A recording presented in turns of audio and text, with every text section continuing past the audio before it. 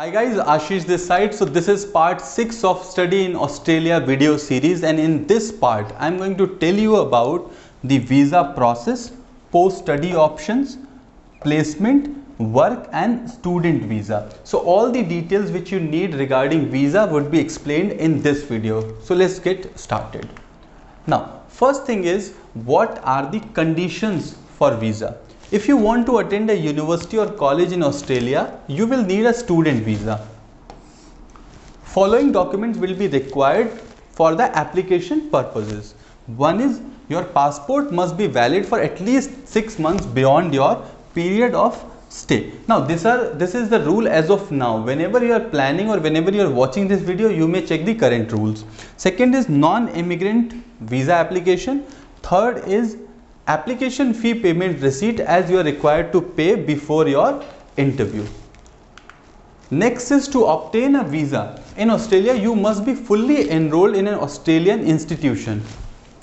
So your proof of admission, and receive a confirmation of enrollment, which is called COE. That is the proof of admission which you need to show. These forms are issued by Australian institution you will be attending. The forms are usually issued after the tuition fee has been received. Okay. Next is acceptance letter from your host university. This will include proposed study plan, letter from your current institution confirming status as a study abroad student, overseas health insurance. So I told you about in previous video how the health insurance works and why you must have health insurance, and of course your passport size photos. Then additional documents may be required during personal interview. Additional document may be requested by the interviewer.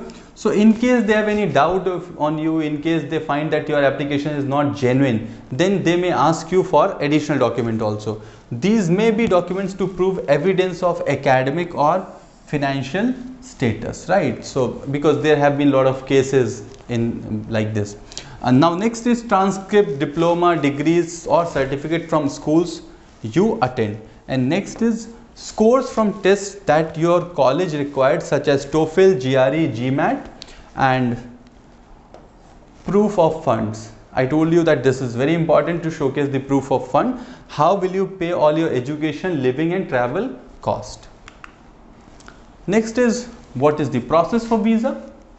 The average time taken by the Australian High Commission for visa process is anywhere between 8 to 12 weeks. So that is 2 to 3 months, depending on the individual's background. So the student need to apply for their visa at least 3 months prior to their course commencement. So if you have watched last video, I have told you that what are the deadlines and when you need to apply for this. If you haven't watched that the last video, then you may watch it, go back and watch again. As an international student, you must complete your course within the minimum course duration, right, listed on your COEs. You must leave Australia after completion of your studies. If you wish to stay in Australia, you may need to apply for visitor class visa. Now we'll see also what are the post-work study options. Now comes the work permit. The student visa holders are allowed to work up to 40 hours per fortnight, or maybe 20 hours per week, you can say, during their stay in Australia. The spouses of masters and PhD students can work unlimited hours. So suppose if you are a married student and you want to do masters or PhD from Australia, then your wife or your husband can work for unlimited hours. So one is that they may travel with you, and second, they can work. If you are doing voluntary unpaid work, it is not included in the limit of 40 hours per fortnight. So apart from 40 hours, you can do the voluntary or unpaid work also. That totally depends on what opportunity you get. Now next comes is visa for spouse. The partner or of the student gets a dependent visa and a valid work permit for the same duration. So it's called the dependent visa, and you get a valid work permit of the same duration as the primary applicant. This is applicable for the master's degree application. Now understand that they expect someone to be married when they apply for masters and not in bachelor's, right?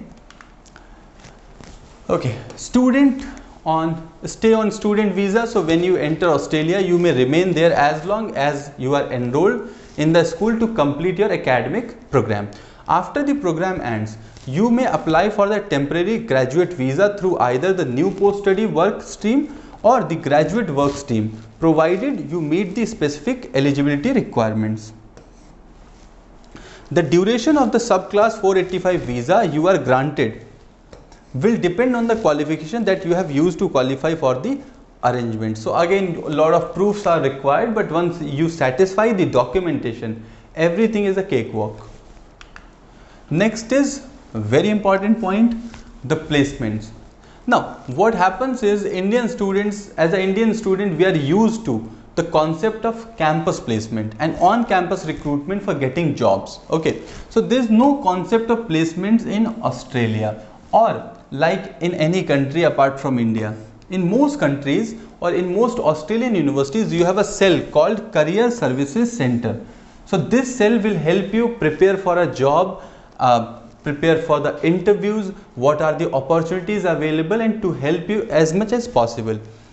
Now second, coming on job. So companies that recruit through the university do not offer a job directly. So it may be an internship or co-op, may not be a job, or depend a job also, but most of the scenario it would be kind of an internship thing. Companies like to see your work for a few months, maybe 3 to 6 months, and then if you work well, you get a full-time job. Next is work visa. So graduates who have completed a bachelor's degree, master's degree may be eligible for apply for a 2-year post-study work visa. So this is a benefit of studying in Australia and in some other countries also, which provide the long-term work visa. So 2 years you can stay back. Graduates who have completed master's by research degree or doctorate may be eligible to apply for a 3 or 4-year post-study work visa respectively. Other graduates may be eligible to apply for a 18 months subclass 485 visa through the graduate work streams, right? So this is a work stream kind of thing wherein you can apply for, so you have things available right from 18 months, 2 years to 3 or 4 years. Next is your final document checklist. Now, if you have gone through all the 6 videos, you have complete understanding of how things are going to be. Once you apply, get everything done, this is a final document checklist before your departure. So you need a passport, airline ticket, travel insurance certificate, letter of acceptance by educational institute. You may need to write it down so that you have everything ready. Key and address phone numbers, bank statement showing proof of fund, prescription if you have any medicine, traveler's check or anything like that for your money transfer, medical and immunization record, academic history and university transcripts. So these are all the documents you should have handy when you are traveling for your study abroad. So with this we have come to the end of part 6 and end of this series called Study in Australia, Everything You Need to Know.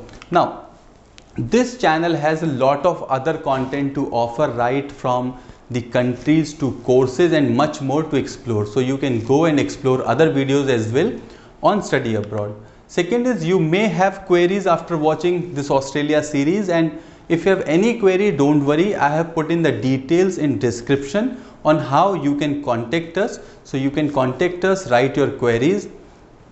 In case you are first time on this channel, please subscribe this channel, like this video, comment, share with your friends, and I'll see you in some other video with more information. Thank you so much for watching this video. Stay connected.